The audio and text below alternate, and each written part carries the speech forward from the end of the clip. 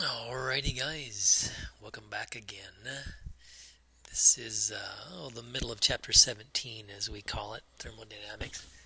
We've thought about entropy so far. A long time ago, we talked about enthalpy and the heat change associated with a reaction. By the way, that's, negative is in exothermic, positive is endothermic. Nature by far favors exothermic. And here's the equation for free energy that we've come up with to relate the free energy and the enthalpy and the entropy change at a particular temperature. And in the previous video we also mentioned this, that nature loves delta G to be negative in terms of whether or not the reaction, the change will happen in the forward direction as calculated. And if it's positive, it's non-spontaneous. Negative, it is spontaneous in the forward direction. If it happened to be equal to zero exactly, then we have an equilibrium situation. Interesting, but means not much without some practice. So here we go. First of all, let's think about the relative sizes of delta H, delta S, delta G, and the signs of them.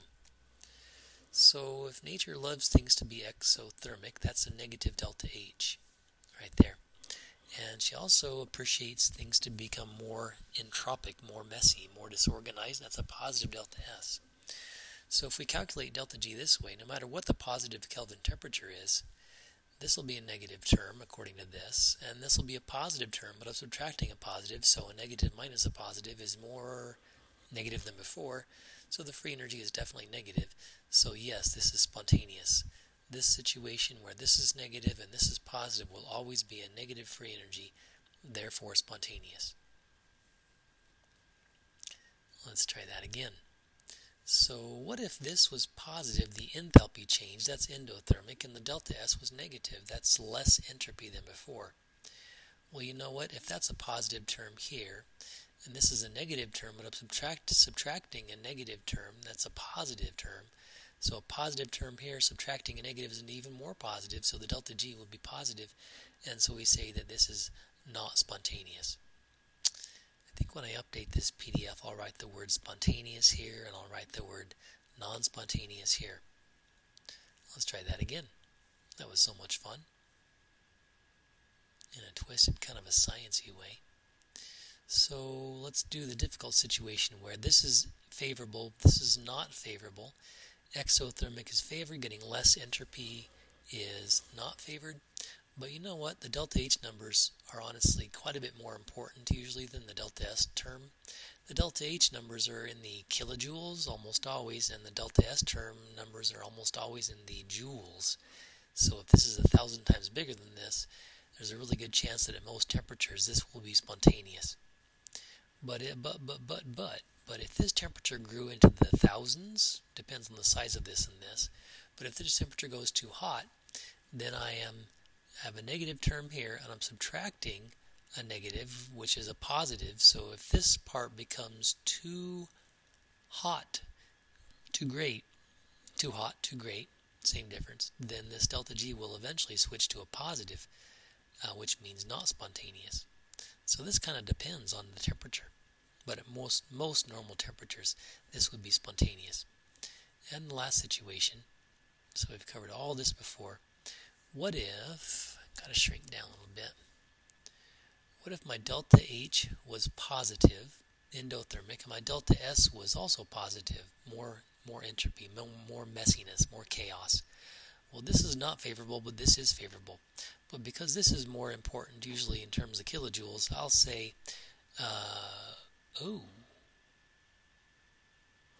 hang on a second. Oh yes, I got it right. I was thinking about it. Let's see, if this is positive and this is also positive, since this is positive, the delta H is more importance. That will drive this to be positive at most temperatures. So room temperature probably won't go, the reaction. But if I make things very hot, and I make this, I force this minus subtracting a positive term to become greater as the temperature grows hotter, then this term gets more and more negative, minus subtraction, and eventually it would become spontaneous at warm temperatures.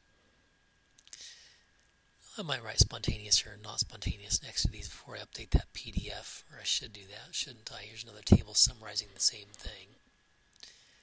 And you can look at that sometime, but I'm not going to look at it too much right this minute. Let me shrink down again.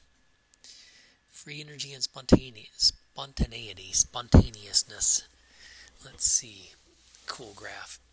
If we happen to do a calculation where my reaction quotient for an equilibrium equals the equilibrium constant, then I know I'm in an equilibrium and the reaction doesn't go forwards or backwards. I have some kind of balanced mixture of reactants and products according to the equilibrium constant K for this reaction at this temperature. But if I had a mixture of these gases where I had, say, too much of this, pure N2 and H2, then they would react in the forward direction, and that would be spontaneous in the forward direction, so as to get to this point right here. Or if I had only NH3 in a container, then that would be react spontaneously backwards to force my Q to get smaller so that I would create some more of these reactants as written. That's a cool graph, but you got to think about it for a while and practice a few things with it if you get the occasion. Here's the equation. So we've seen it before, I believe. Delta H, delta S, T in the middle. And so if I'm given the delta H and the delta S, I just plug in, chug the numbers, except for this right here. Be careful. This one's usually given in joules, 142.2 joules per Kelvin. And I need to change that to kilojoules so that this subtraction of the kilojoule will match up with this kilojoule as the kelvins cancel here and here. So usually the way we do it is we change that entropy number to kilojoules. And I focus on my final answer being negative, and that is to some degree spontaneous, although that's not a hugely negative term. But this reaction would like to go forward. But the question is, how fast will it go? That's not the topic of this discussion or this chapter. If you're very brave, you'll pause this and try this one yourself. They give you the delta H, they give you the delta S, they give you the temperature. What? That's interesting. Let's assume it's, there it is, 25 Celsius, 298 Kelvin. So yeah, there's the temperature. Or if you're not pausing, let's just go on. Thanks for trying that, or not. Fill in the numbers. Again, I changed my delta S from 41.3 into 0.0413 kilojoules, and everything works out so that the delta G in the end is negative term, and again it's spontaneous. So, oh my goodness, this is quite a bit more spontaneous than the last one. The last one we had was like a negative 50 something kilojoules, if I'm remembering correctly. So the more negative the delta G, the more spontaneous and the more likely it is to happen in the order given. What's the minimum temperature? Same reaction as similar reaction to before, but at some point, since this is a positive, that's no good for spontaneity, but this is also positive, that is good for spontaneity. There must be some point at which my delta G becomes negative, and I do that calculation, and I find, just treating it as an inequality as not an equality, I find my temperature to need to be greater than 673 Kelvin. If this was, say, 700 Kelvin, 700 times 0.142, that would give me a number larger than 95.6, and therefore the delta G would turn positive, negative, so that the reaction would like to go forward. What's the minimum temperature at which this will be spontaneous? Well, let's see. This is negative, so it would like to go forward. The delta H, that's exothermic. But this entropy of getting less messy, that's not so favorable. So the warmer I make it, the less favorable spontaneity is in the forward direction I'm predicting. Let's do a little calculation with that. We found this to be negative, but at warm temperatures, I bet it's going to turn around. Let me do the equality just for the sake of it. You can do it this way. Delta H minus T delta S, solve for T, 20,500. So if my temperature was super, super, super hot, this is the thermite reaction, isn't it? To prevent the thermite reaction from going forward, free energy from wanting to change that to the negative, I'd have to make my environment very, very, very hot. At any temperature warmer than this, we would find the delta G would not be negative any longer, as we found above, but would indeed turn positive, and the reaction would not want to go forward. Oh, by the way, there are several ways then to calculate the free energy. And here they are. We can go products minus reactants, just like we've been doing for the delta H and the delta S. We can go this equation, kind of the definition of the free energy, or you can actually add equations as in a Hess's law kind of a thing. But I don't think I have any examples of this one worked out.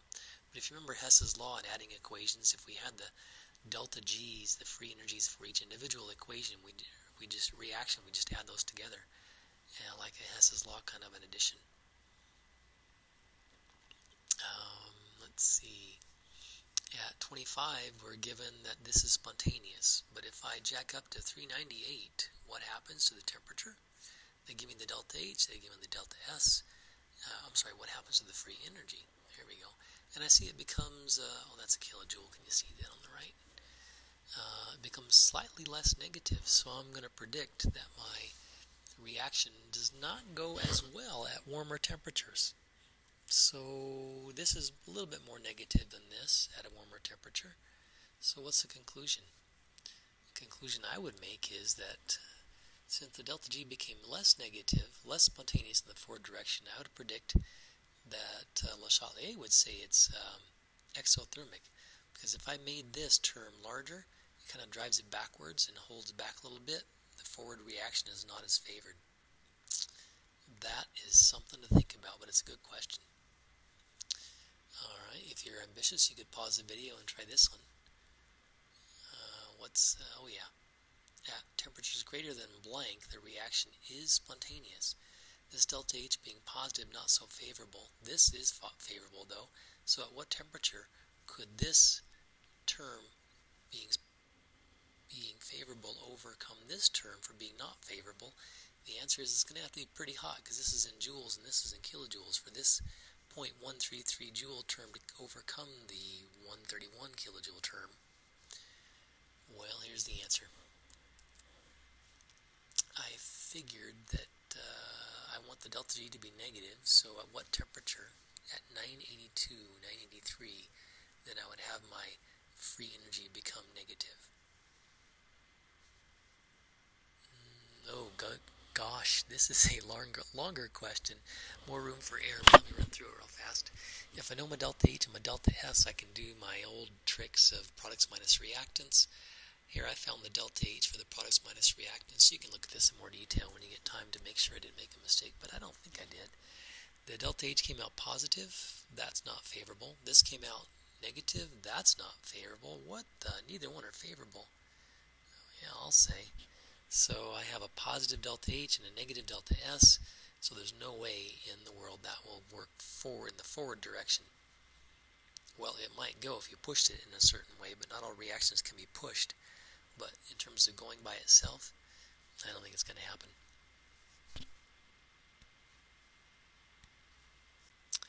Yeah, I think that's the end of my blah blah. It's the end of my time, but check out the rest of this PDF for a few other additional examples. Might be fruitful. But I think I've said enough. Thanks, guys. Have a good one.